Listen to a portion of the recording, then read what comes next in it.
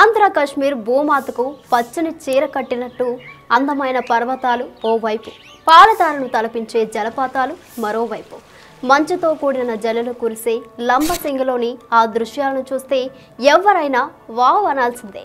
December మాసం వచ్చిందంటే చాలు ఈ ప్రాంతం టూరిస్టులతో కలకలలాడుతుంది. ఆంధ్ర కాశ్మీర్గా కనువిందు చేస్తున్న చింతపల్లి, లంబసింగి ప్రాంతాల్లో ఏటా 3 డిగ్రీల సెల్సియస్ కనిష్ట ఉష్ణోగ్రత నమోదవుతుంది. లంబసింగి సముద్ర మట్టానికి సుమారు 3600 అడుగుల ఎత్తులో ఉంటుంది. అందమైన పర్వతాలు, లోయలు, మంచు వర్షాన్ని తలపించే దట్టమైన పొగమంచుతో ఆ ప్రాంతం కాశ్మీర్ను తలపిస్తుంది. ఈ మంచు పొరలు చాటున కనిపించే పచ్చని పర్వతాల అందాల గురించి అక్కడికి వెళ్ళి ప్రత్యక్షంగా ఆస్వాదిస్తే వచ్చే కిక్కే వేరు. ఈ సందర్భంగా లంబసింగితో పాటు ఆంధ్ర కాశ్మీర్ లంబసింగిలో 0 డిగ్రీల ఉష్ణోగ్రతలు నమోదవ్వడానికి కారణాలేంటో, అలాగే ఇంకా ఏ ప్రాంతాలను చూడొచ్చు, ఇంకా కొన్ని ఆసక్తికరమైన విషయాలు ఇప్పుడు తెలుసుకుందాం.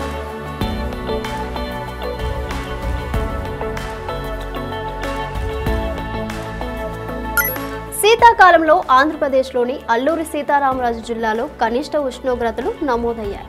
ఆ జిల్లాలోని అరకులో 3.8 డిగ్రీల సెల్సియస్, చింతపల్లిలో 4 డిగ్రీల సెల్సియస్, అలాగే డూమ్రిగూడలో 6 డిగ్రీల సెల్సియస్, మాడుగులలో 8.3 డిగ్రీల సెల్సియస్ నమోదయ్యాయి. కానీ చింతపల్లి సమీపంలోని లంబసింగిలో మాత్రం ఎప్పటిలాగే 0 డిగ్రీల సెల్సియస్ నమోదైంది. చింతపల్లి వ్యవసాయ పరిశోధన కేంద్రం రోజు మన్యంలోని ఉష్ణోగ్రతలను రికార్డ్ చేస్తుంది. చింతపల్లి, పాడేరు, అరకు, డూమ్రిగూడ ఇలా అనేక ప్రాంతాల్లో చలికాలంలో సింగిల్ డిజిట్ ఉష్ణోగ్రతలు ఏళ్ల తరబడి నమోదవుతూనే ఉన్నాయి.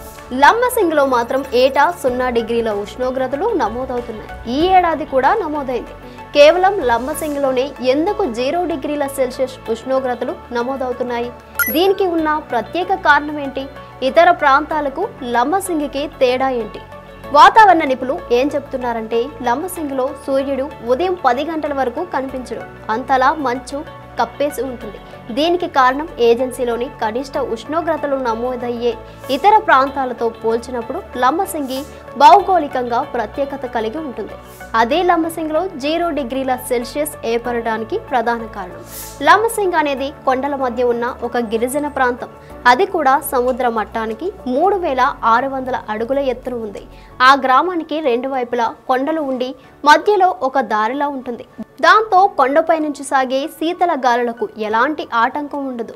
దీంతో అక్కడ మేఘాలు ఏర్పడే అవకాశం కూడా ఉండదు.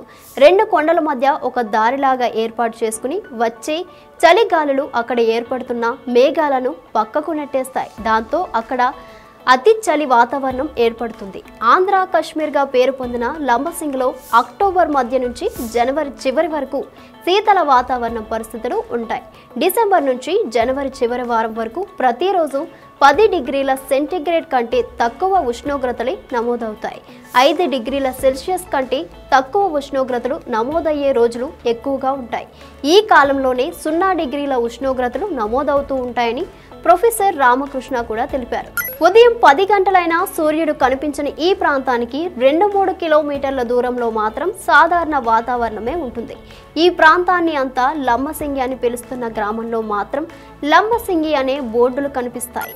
లంబసింగిలోని 0 డిగ్రీల సెల్సియస్ ఉష్ణోగ్రతలే కాదు, ఇటీవల ఎక్కువ మంది టూరిస్టులు క్యూ కడుతున్న పాల సముద్రాలు కొత్తేమీ కాదని వాతావరణ నిపుణులు చెబుతున్నారు. అల్లూరి జిల్లాలోని టూరిస్ట్ స్పాట్లంటే బొర్ర గుహలు, వలసె పువ్వులు, జలపాతాలు ఇలా ఉండేవి. కానీ ఇటీవల కాలంలో మన్యంలోని పాల సముద్రాన్ని తలపించే మంచును చూసేందుకు పర్యాటకులు తరలి వస్తున్నారు.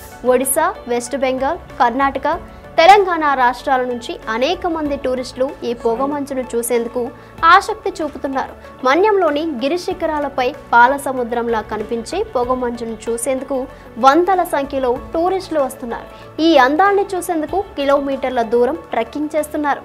కొండలపైన దట్టమైన తెల్లని మేఘాల్లా కనిపించే పొగ మంచు పాల సముద్రంలా కనిపిస్తుంది. పాడేరులోని వంజంగి, లంబసింగి సమీపంలోని చెరువుల వేరం వంటి ప్రదేశాల్లో ఇలాంటి అనుభూతి కలుగుతుంది.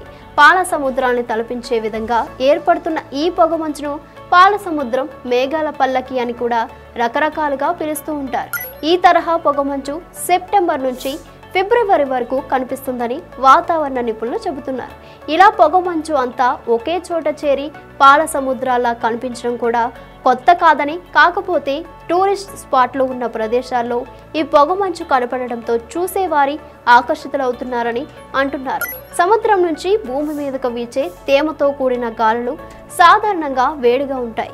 ఈ గాలులు ఎప్పుడైతే చల్లటి ప్రాంతాలకు చేరుకుంటాయో, అంటే మన్యంలోని కొండ ప్రాంతాలను చేరుకోగానే తేమ అంతా కూడా అతి సూక్ష్మ నీటి బిందువుల్లా మారిపోతుంది. అప్పుడు వాటిలోని నీటి అణువులు ఒకదానికొకటి పట్టుకుని ఉండడం వలన కదలకుండా ఒకే చోట ఉంటూ మేఘాల వరుసలా కనిపిస్తాయి.